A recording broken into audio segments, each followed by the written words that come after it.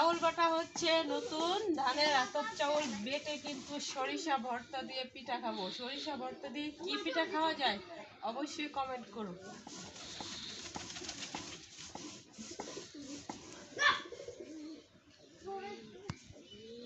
আর দুধ চিতই রান্না করব, পাটায় বেটে নিচ্ছি চাউল।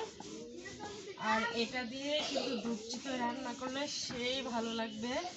খেজুরের গুড় দিয়ে দুধ, নারকেল, কিশমিশ দিয়ে রান্না করবো, তো সব পিঠাতে।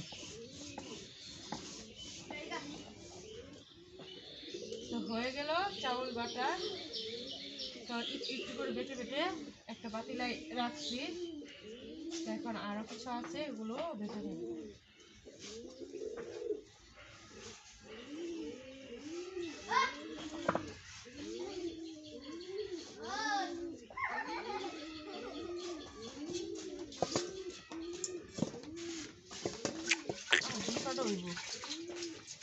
এই দেখো পাতিলার ভিতরে বেটে বেটে গোলাটা রাখছি। তা এখন একটু ঘরে যাচ্ছি।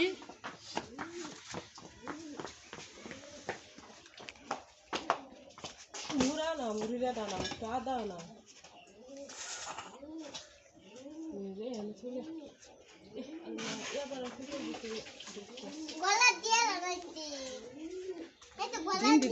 কি অবস্থা?